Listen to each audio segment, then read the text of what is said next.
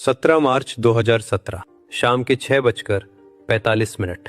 गोरखपुर के मठ में एक सन्यासी बैठा है। अचानक फोन बजता है। दूसरी तरफ आवाज है अमित शाह की।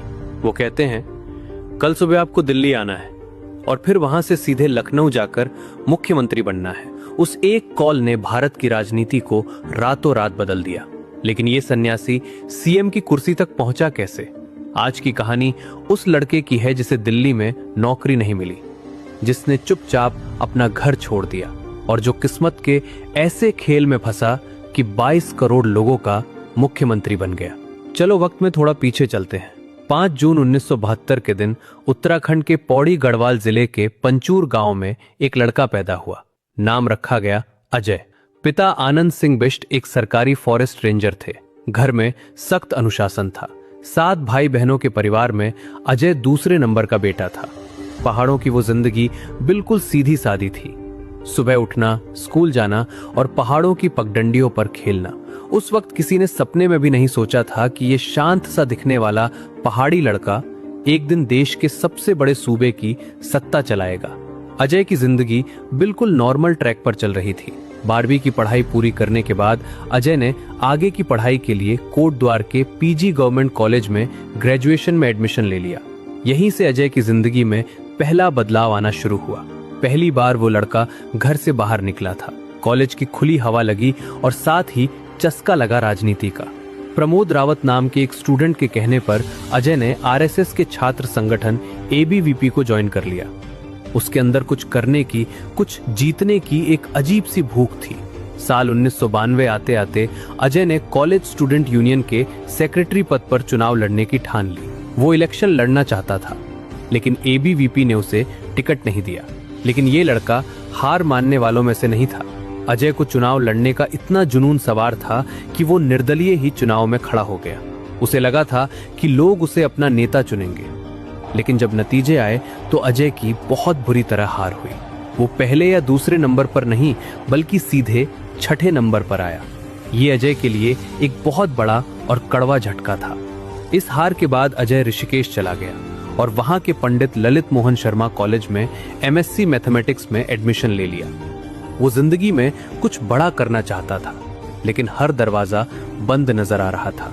और फिर आया साल 1993। अपनी पढ़ाई पूरी करने के बाद नौकरी की तलाश में अजय दिल्ली आ गया। उसने खूब धक्के खाए, लेकिन उसे कहीं कोई नौकरी नहीं मिली। वो इस बड़े शहर में बिल्कुल अकेला था। जब में पैसे खत्म हो रहे थे और भविष्य एकदम धुंधला था। उसे समझ नहीं आ रहा था कि जिंदगी किस तरफ जा रही है। लेकिन तभी किस्मत ने एक ऐसा पासा फेंका जिसने अजय की पूरी कहानी ही पलट कर रख दी। इत्तेफाक से उन्हीं दिनों गोरखपुर मठ के महंत अवैधनाथ अपना इलाज करवाने के लिए दिल्ली के एम्स अस्पताल में भर्ती थे। अजय के पास कोई पक्की नौकरी तो थी नहीं, इसलिए वो महंत अवैधनाथ की देखभाल करने के काम में लग गया। एम्स के उस शांत कमरे में एक भटके हुए बेरोजगार नौजवान और एक बड़े सन्यासी के बीच गुरु और शिष्य का वो रिश्ता बनना शुरू हुआ जो आगे चलकर भारत का इतिहास बदलने वाला था। महंत अवैधनाथ ने अजय के अंदर की वो बेचैनी और आग देख ली थी। उन्होंने बातों ही बातों में अजय से कहा कि वो गोरखनाथ मठ से जुड़ जाए। उस वक्त अजय के सामने 2 रास्ते थे। या तो वो एक आम आदमी की तरह पूरी जिंदगी नौकरी ढूंढता रहता, या फिर सब कुछ पीछे छोड़ देता। और अजय ने दूसरा रास्ता चुना। नवंबर 1993 में बिना अपने घर वालों को कुछ भी बताए अजय चुपचाप गोरखपुर पहुंच गया। उसने अपनी मां को नहीं बताया, अपने पिता को नहीं बताया। घर वालों को यही लगा कि उनका बेटा अभी भी दिल्ली में नौकरी ढूंढ रहा है।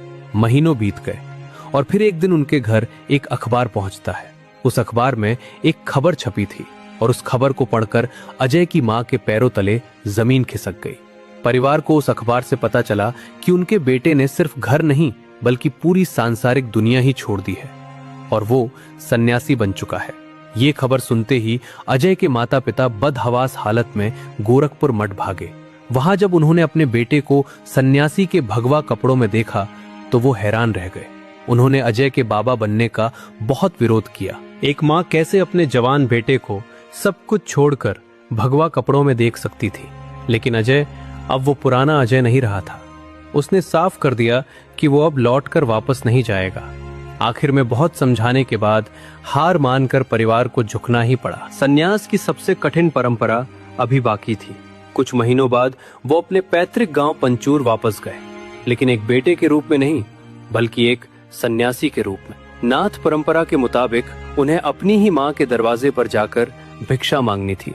दुनिया में इससे मुश्किल काम शायद ही कोई हो, जब कोई अपनी सगी मां के सामने भिक्षा के लिए हाथ फैलाए और हमेशा के लिए दुनियावी रिश्ते तोड़ ले।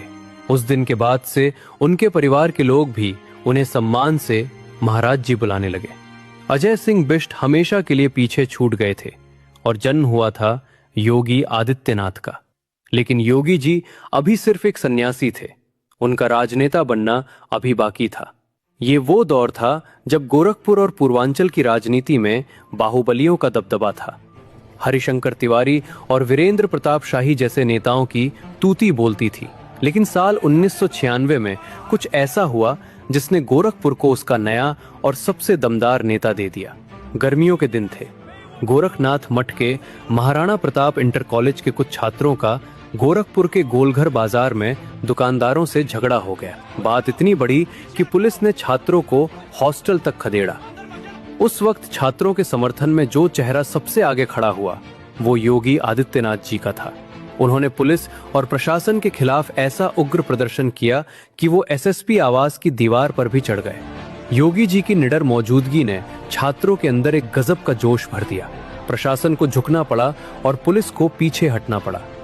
उस दिन गोरखपुर के युवाओं ने देख लिया था कि उन्हें जिस नेता की तलाश थी वो इसी भगवाधारी सन्यासी के रूप में उनके सामने खड़ा है।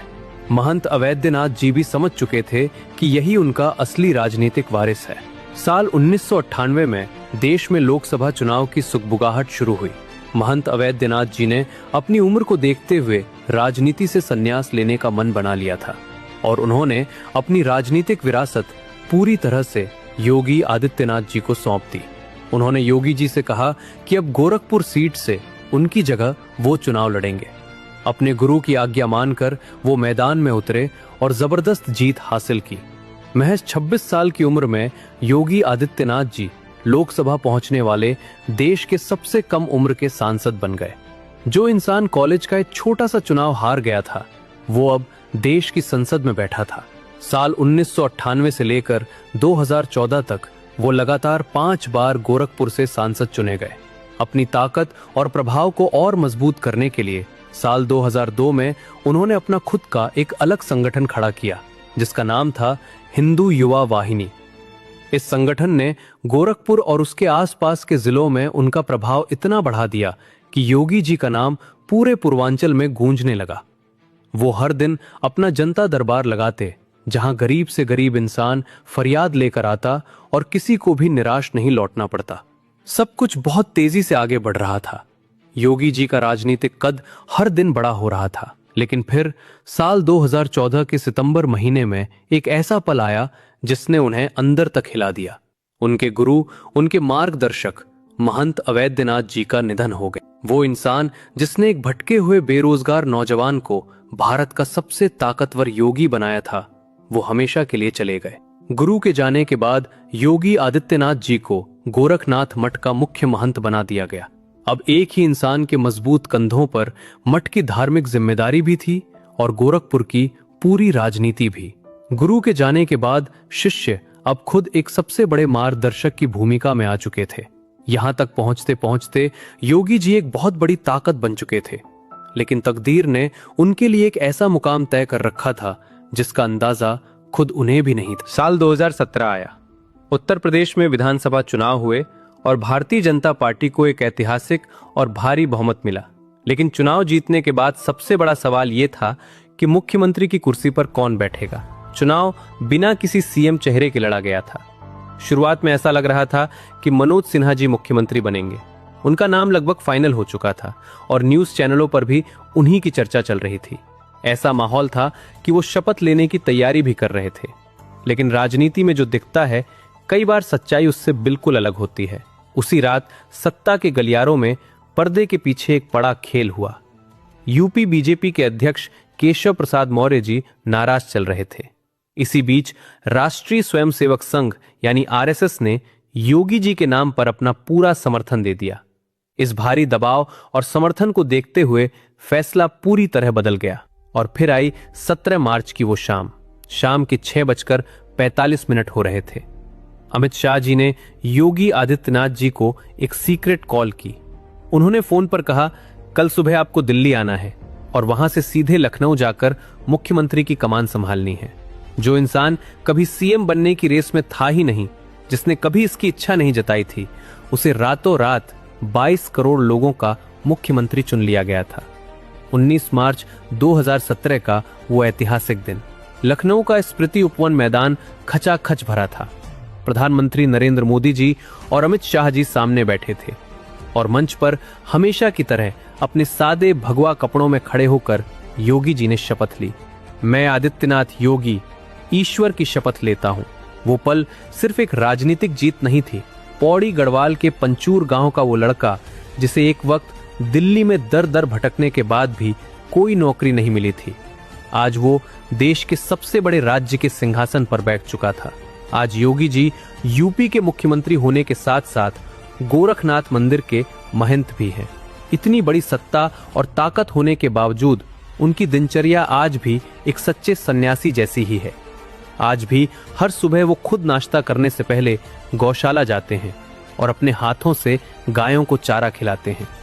उनका वो परिवार, जिसे सालों पहले एक अखबार के पन्ने से अपने बेटे के सन्यासी होने की खबर मिली थी, वो आज भी पहाड़ों में उसी सादगी से रहता है। जब योगी जी सीएम बने थे तो उनके पिता आनंद सिंह बिष्ट जी ने एक इंटरव्यू में बड़ी भावुक बात कही थी। उन्होंने कहा था कि उन्हें इस बात की बहुत खुशी है कि उनके बेटे ने लोगों की इतनी सेवा की। साल 2022 में योगी जी ने एक नया इतिहास रच दिया, जब वो लगातार दूसरी बार यूपी के मुख्यमंत्री बने। 37 साल के बाद यूपी में ऐसा पहली बार हुआ था। अजय सिंह बिष्ट नाम का एक लड़का पौड़ी गढ़वाल के एक छोटे से पहाड़ी गांव से निकला था। उसे नौकरी नहीं मिली। वो कॉलेज का एक छोटा सा चुनाव भी हार गया। उसने बिना किसी को बताए चुपचाप अपना घर छोड़ दिया और फिर एक दिन वही लड़का उत्तर प्रदेश के 22 करोड़ लोगों का मुख्यमंत्री बन गया। ये कहानी सिर्फ सत्ता या राजनीति की नहीं है। ये कहानी एक ऐसे इंसान की है जो एक वक्त पर खुद अपनी राह खोज रहा था और आज करोड़ों लोगों को दिशा दिखा रहा है। जिंदगी ने उन्हें कभी अपने लिए कुछ प्लान करने ही नहीं दिया, क्योंकि किस्मत ने उनके लिए पहले से ही इतिहास का सबसे बड़ा प्लान बनाकर रखा था। अगर ये वीडियो आपको सच में पावरफुल लगा तो इसे हाइप जरूर करें और चैनल को सब्सक्राइब करें। मिलते हैं अगली शानदार वीडियो में।